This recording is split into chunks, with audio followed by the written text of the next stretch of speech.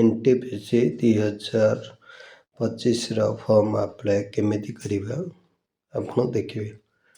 First ତମେ chrome browser ଯାଇ type କରିବ RRB apply ୱେବସାଇଟ୍ଟା ଓପନ୍ କରିବ।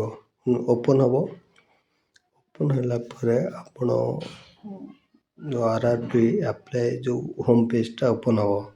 ଯେଉଁ ହୋମ୍ ପେଜ୍ଟା ଯେତେବେଳେ ଓପନ୍ ହେଲା ତାପରେ ଆପଣ କ'ଣ କରିବେ ନା ଟିକେ ୱେଟ୍ କରିବେ, କାହିଁକିନା ସେଇଟା ଇଣ୍ଟରନେଟ୍ ପ୍ରୋବ୍ଲେମ୍ ଟିକେ ଅଛି, ସେଥିପାଇଁ ଟିକେ ୱେଟ୍ କରିବେ। ତାପରେ କ୍ରିଏଟ୍ ଆନ୍ ଆକାଉଣ୍ଟ ଯେଉଁଠି ଥିବ ସେଇ କ୍ରିଏଟ୍ ଆନ୍ ଆକାଉଣ୍ଟକୁ ଓକେ କରିବେ, ମାନେ କ୍ଲିକ୍ କରିବେ।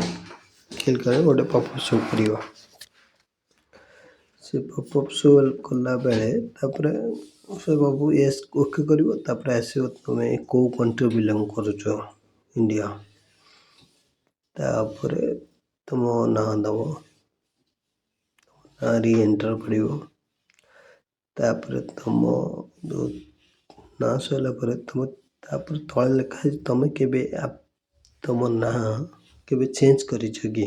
ଯଦି ୟେସ୍ ୟେସ୍ କରିବ, ଯଦି ନୋ ନୋ।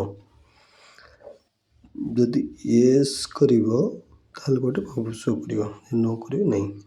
ତାପରେ ତୁମେ ଜେଣ୍ଡର୍ ଚୁଜ୍ କରିବ,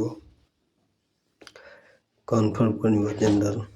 ତାପରେ ଫାଦର୍ ନାଁ ଚୁଜ୍ କରିବ, ଫାଦର୍ ନାଁ କନଫର୍ମ କରିବ। ତାପରେ ମଦର୍ ନାଁ ଯେମିତି ଏଠି ଶୋ କଲା, ଫାଦର୍ ନାଁ, ମଦର୍ ନାଁ ତାକୁ କନଫର୍ମ କରିବ। କନଫର୍ମ କଲା ପରେ ତାପରେ କଣ୍ଟାକ୍ଟ ଡିଟେଲ୍ସରେ ତୁମେ ଆସିବ। ଫାଷ୍ଟ କନଫର୍ମ ପାର୍ଟଟା ସରିଲା।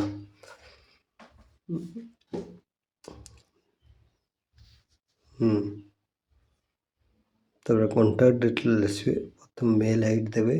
ମେଲ୍ ଆଇ ଡ଼ି ଯେଉଁଟା ଦେବେ ସେ ମେଲ୍ ଆଇ ଡ଼ି କି ଗୋଟେ OTP ଜେନେରେଟ୍ କରିବେ। ସେ OTP ଯାଇକି ମେଲ୍ ଆଇ ଡ଼ି କି ଗଲେ ତାକୁ ଯିବ ଗୋଟେ OTP ଯିବ, ସେ OTPଟା ଏଠି ଏଣ୍ଟର୍ କରିବେ। ଯେଉଁଟା ଜେନେରେଟେଡ୍ ଇମେଲ୍ OTP ଅଛି ତା ତଳେ ସେଟା ଏଣ୍ଟର୍ କରିବ। ଦେନ୍ ସେଭଳିଆ ମୋବାଇଲ୍ ନମ୍ବର ଏଣ୍ଟର୍ କରିବ। ଯେମିତି ଜେନେରେଟ୍ କରିବ ମୋବାଇଲ୍ ନମ୍ବର ଗୋଟେ OTPଟା ସେଇଠି ଓପନ୍ କରିବ, ମାନେ OTPଟା ଯିବ ସେଠି OTPଟା ଏଣ୍ଟର୍ କରିବ। ତାପରେ କାମ ସରିଲା। ତାପରେ ଆସିବ ଭେରିଫିକେସନ୍ କରିବାକୁ ତୁମ ଆଧାର ଡିଟେଲ୍ସ। ଭେରିଫିକେସନ୍ ତ ଡିଜିଲକର୍ ହେଇପାରିବ, ଆଉ ଗୋଟେ ଥ୍ରୁ ଆଧାର କାର୍ଡ଼ରୁ ହେଇପାରିବ। ଡିଜିଲକର୍ଟା ବହୁତ କାର ଥିବ, କାର ନଥିବ, କିନ୍ତୁ ଆଧାର କାର୍ଡ଼ଟା ସମସ୍ତ ପାଖରେ ଥିବ। ଭେରିଫିକେସନ୍ ଥ୍ରୁ ଆଧାର କାର୍ଡ଼। ଭେରିଫିକେସନ୍ ଥ୍ରୁ ଆଧାର କାର୍ଡ଼ଟା କ୍ଲିକ୍ କରିବ। ତାପରେ କ୍ଲିକ୍ କଲା ପରେ ତାପରେ ତୁମ ଆଧାର ନମ୍ବର ଏଣ୍ଟର୍ କରିବ। ଆଧାର ନମ୍ବର ଏଣ୍ଟର୍ କରିସାରିଲା ପରେ ତାପରେ କ'ଣ କରିବ ନା ତୁମ OTP ଜେନେରେଟ୍ କରିବ।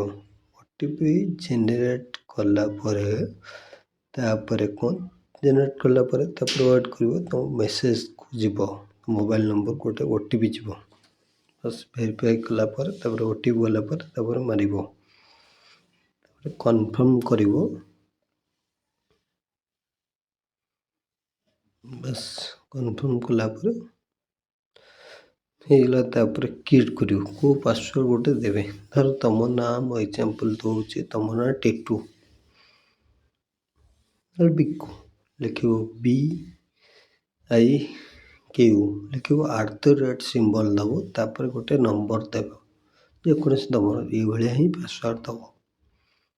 ମାନେ ଫାଷ୍ଟ ଲେଟର୍ଟା କ୍ୟାପିଟାଲ୍, ତାପରେ ସ୍ମଲ୍, ସରିଲା। ବୁଝିପାରିଲ? ତାପରେ ଆଇ ଏମ୍ ନଟ୍ ରୋବଟ୍ରେ କ୍ଲିକ୍ କରିବ। କ୍ଲିକ୍ କଲା ପରେ ତାକୁ ରିଭ୍ୟୁ କରିବ। ଆପ୍ଲିକେସନ୍ଟା ଯେଉଁଟା ରିଭ୍ୟୁ କଲା ଆଉ ଥରେ ଦେଖିବ, କ୍ରିଏଟ୍ ବି ହେଇଯିବ। କ୍ରିଏଟ୍ ଆଣ୍ଡ ରିଭ୍ୟୁ ହେଇଯିବ।